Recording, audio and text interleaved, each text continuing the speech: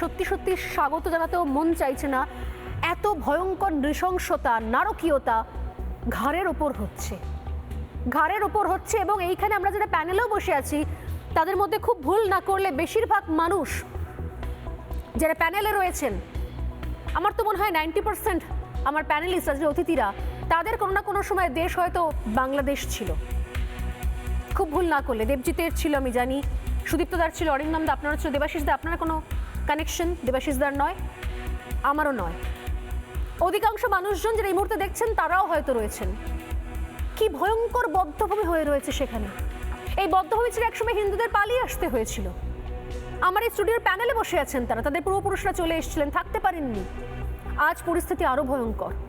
আর এখনো যদি আমরা মিথ্যে কিছু ন্যারেটিভ নিয়ে এখনো পর্যন্ত বিপ্লব করতে চাই বা মানুষকে ভুল বোঝাতে চাই, এবং কিছু রাজনৈতিক এজেন্ডা সেগুলোকে চুপ করে থেকে মদত দিই, তাহলে আমি বললাম আজ দেখে শিখছি, দেখে যদি না শিখি এরপর থেকে শিখতে হবে।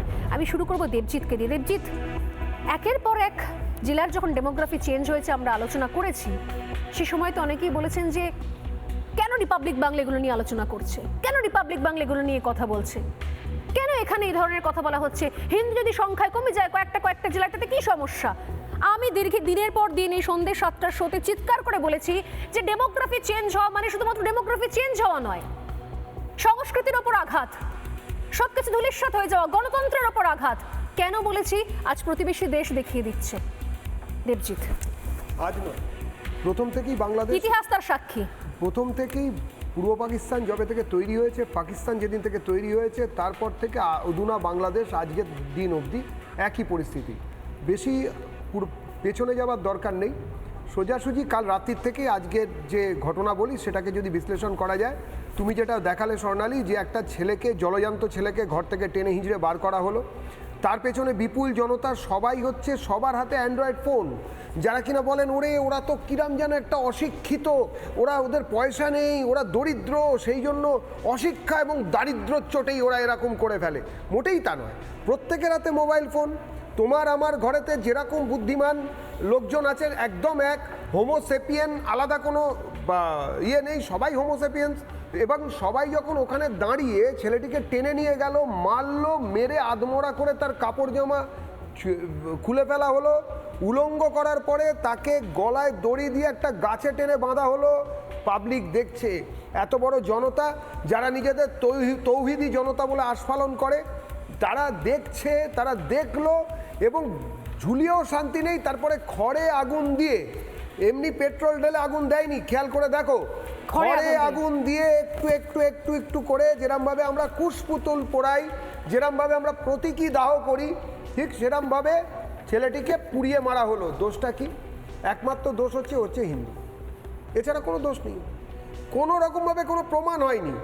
যদি কারুর নামে, এই তো আমরাই না চিৎকার চেঁচামেচি করি, এখানে যারা বামপন্থী আছেন তারা চিৎকার করেন, স্বাধীনতার কথা বলেন, বাক স্বাধীনতার কথা। কোথায় হয়েছিল? যখন বাক স্বাধীনতা শুধু যখন MF হুসেন নগ্ন সরস্বতী আঁকবেন তখন বাক স্বাধীনতা, শিল্পের স্বাধীনতা। যখন কিনা ফ্রান্সের একটা পত্রিকায় যখন কার্টুন বেরোবে মোহাম্মদকে নিয়ে, সেই সময় যে আন্দোলন হবে এখানে তাতে মিলিটারি ডাকতে হবে, তখন কিন্তু চুপ, কোনো আন্দোলন হয় না, কোনো কিছু হয় না। আমি বলছি গতকালকে রাত্রির থেকে যেরকম শিউরে ওঠার মতন ঘটনা এসেছে, হিন্দু যুবককে এরমভাবে আধমরা করে পিটিয়ে গাছে ঝুলিয়ে আগুন লাগিয়ে খুন করা হচ্ছে। মনে রাখতে হবে ছেলেটা কোনো বেঁচে আছে, তাই রিপিট, ছেলেটা তো কোনো বেঁচে আছে। এই ঘটনা ঘটেছে, কটা লোকের চিৎকার তুমি শুনেছ? কটা লোকের আগমার্ক বামপন্থীদের, সাধারণ মানুষের কথা ছেড়ে দাও, কিন্তু আগমার্ক যারা বামপন্থী, যারা কিনা কথায় কথায় মানব দরদি, যারা কিনা প্যাটিস কাণ্ড নিয়ে অনেক কথা লিখেছিলেন, আজকে এই বিষয়টা নিয়ে কোথায় লিখেছে? যে শকুন এসে বসে আছে একটা ছবি, সেই ছবি মারাত্মক ভাইরাল হয়েছিল। একটি শিশু শকুনকে অপেক্ষা করছে, সে কখন মরবে, শকুন খুব লেখাবে, মারাত্মক ভাইরাল ছবি। তারপর ইরাক, তারপরে ইসরায়েল, মারাত্মক ভাইরাল ছবি। গলায় কাফিলা নিয়ে বামপন্থী কমরেডরা হেঁটে গেলেন ইসরায়েলের সমর্থনে, ইসরায়েল বলছি প্যালেস্টাইনের সমর্থনে, ইসরায়েলের বিরোধিতা করে।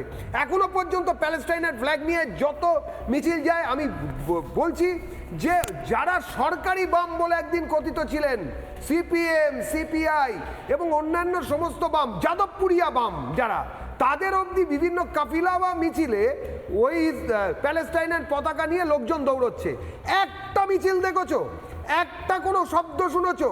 একটা কোনো কথা যারা কিনা যাদবপুরের অধ্যাপক, যারা কিনা যাদবপুরে ঢুকতে দেবেন না বাইরের লোকেদের জন্য এরকম ভাবে হাতে হাত রেখে নাকি দাঁড়িয়ে থাকেন, কেউ কোনো কথা বলছে? আমি যদি ধরেও নিই যে যেই আপনি যাদের কথা বলছেন, যে সেগমেন্টের যে শ্রেণীর কথা বলছেন, তাদের যদি বাদও দিই, সাধারণ মানুষ তারা তো দেখেছে।